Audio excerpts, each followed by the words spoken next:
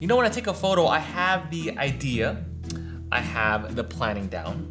I always focus on the execution, but one thing I always fail to ignore time after time after time is the cleanup.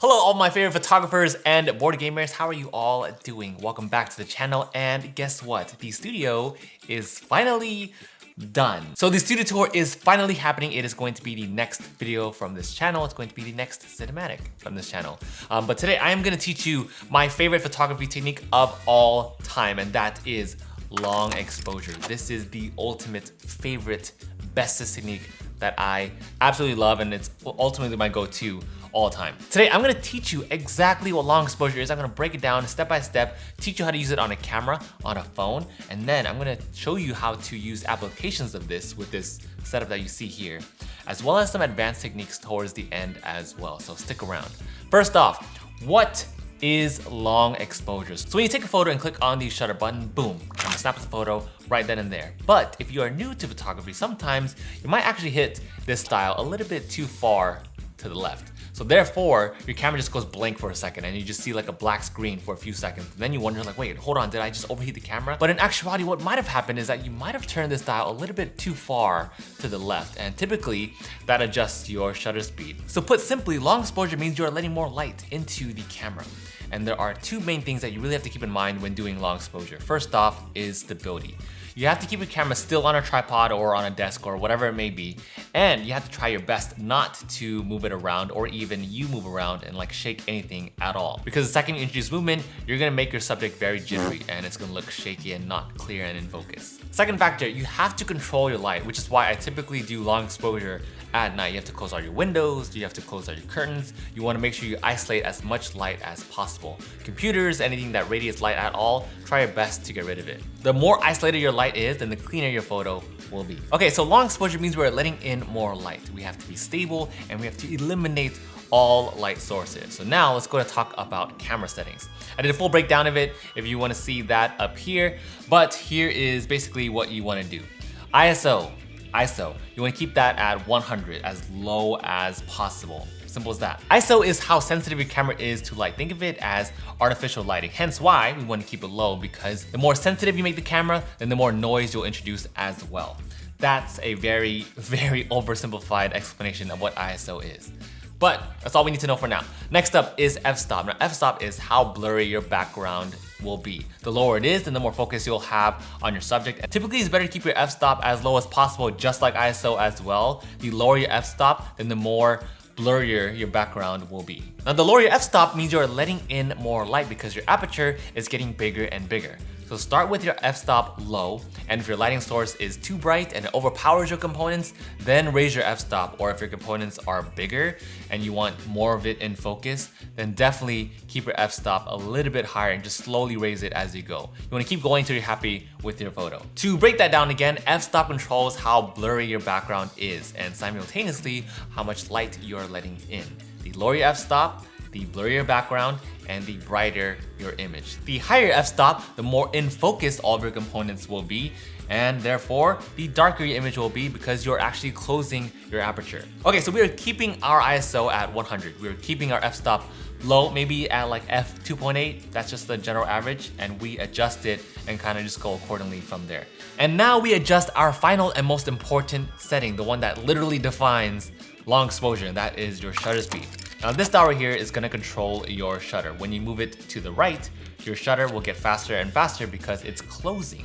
And therefore light has less and less time to travel through. So as you can guess, the image that you take will also be darker as well. But then you might wonder, well, why do you need a fast shutter speed? Well, that's if you're taking pictures of kids, if you're taking pictures of athletes, if you are dropping components, that's when you need a fast shutter speed. Something to capture and freeze time quickly. Kind of redundant though, because freezing time is just fast.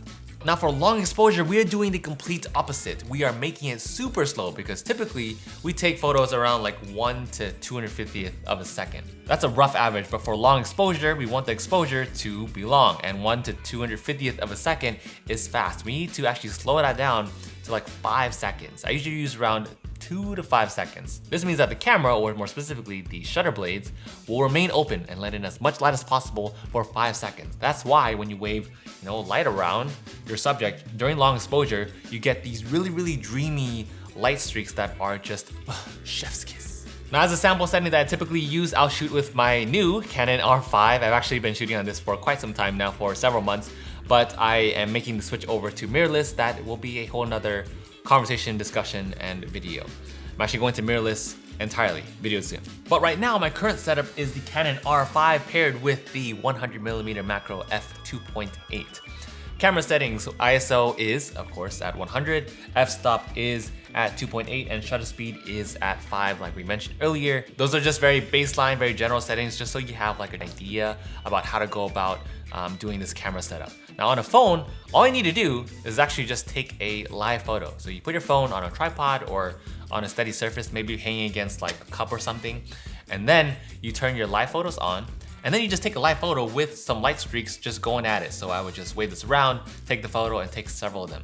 From there, you're gonna go to the Photos app, and you're gonna click on the photo, and then you're just going to swipe up on the photo itself, and then convert that to long exposure. All the work is pretty much done for you. Here is a very quick, brief, not real photo, just to show you that it is possible doing long exposure with this light streak and a phone. Here's one I snapped real quick. So if you have just a phone, it is doable. However, if you wanna see a complete real guide on how to do this with a phone with long exposure, let me know down in the comments and maybe I'll work on something along those lines. But let me go ahead and talk about this photo I took of Red Rising because it's a very easy to understand example.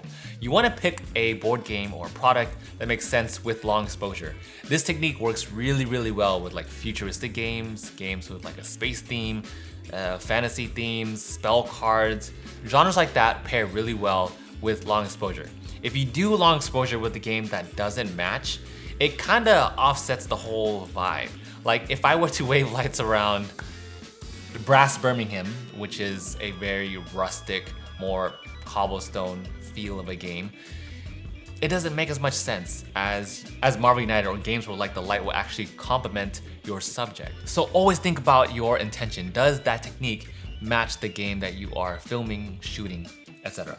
And speaking of intention, we actually have our very first photo challenge that is going on Patreon, and it's only $1 a month to join these photo challenges while duly supporting me as well. Plus, I am making a video at the end of the month that is going to recap everyone's photo challenges, so if you're interested in that, I will leave a Patreon link down below.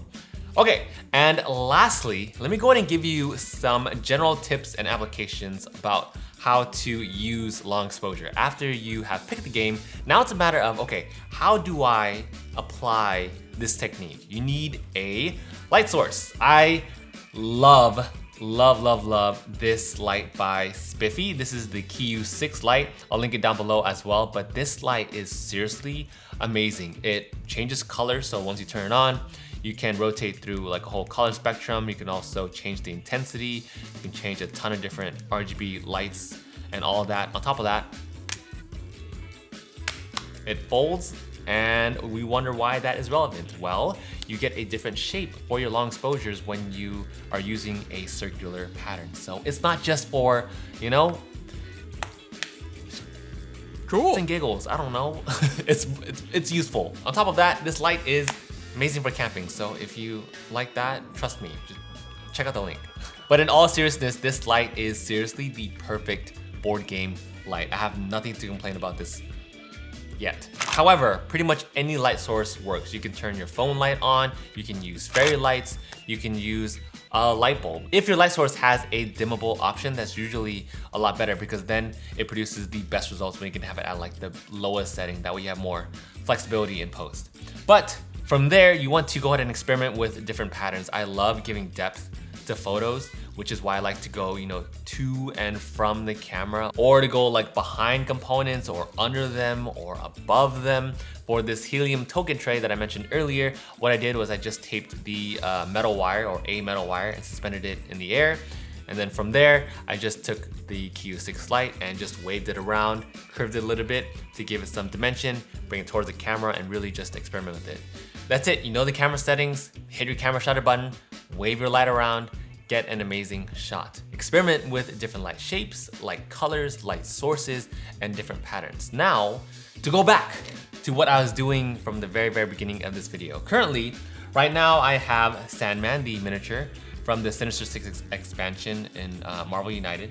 And then I have 3 cards laid out in different areas. I have one that's flat on the surface, and then I have one on like a kind of like a medium level surface, just hanging off of one of these pieces from Santorini that I mentioned from my product photography series video that I will be finishing.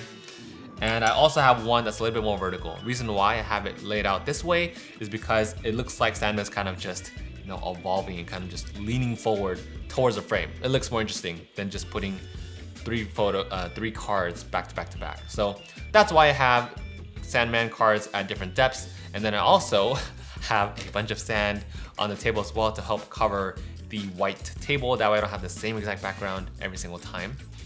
And lastly, I also suspended the miniature that you'll see in the photo as well from one of the light sticks that's currently being used. So basically this is being suspended in air with a metal wire, and then I'm gonna Photoshop out that metal wire later in post. So that is my setup.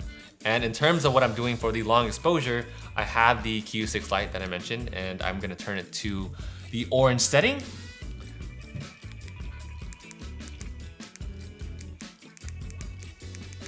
There, that's one of my favorite options. I also made it as dim as possible because you can, like I said, brighten it or dim it, so I keep it on dim setting. And what I'm gonna do from there actually is just take a bunch of shots with the settings that I mentioned and just raise it up. I'm going to pull it to the side, pull it off to the other side, maybe try this expanded and really just kind of go crazy with it. So that's for my very first photo layer. The second photo layer is one that I haven't really talked about yet, and that is the double long exposure that I mentioned in today's title. This is a much more advanced technique, especially if you are more seasoned with Photoshop, if you kind of know your way around editing photos. So for this one, I have my very first layer, I'll show you right here, with just light. The second part, and one that I've never mentioned yet actually on my channel, is that you can also do long exposure with particle-like objects. So sand is a really good one, salt, sugar, water also is an amazing source that you can use overall. Basically anything that you can kind of just pour over your subjects, that is going to work really well.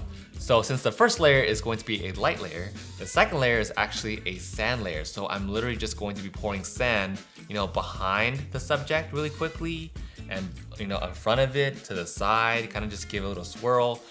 Because it was suspended, as you see in the photo, I try to avoid touching the subject at all because then it's going to wave. So either I'm going to take, or probably gonna do both these, I'm going to take multiple pictures of Sandman kind of just suspended in air. That way I can get the clearest and most in focus one out of all those photos and use that particular one. And then to also see which sand shapes look the best. So overall, this ended up being 3 different photos. I have one photo of Sandman being in the most focus.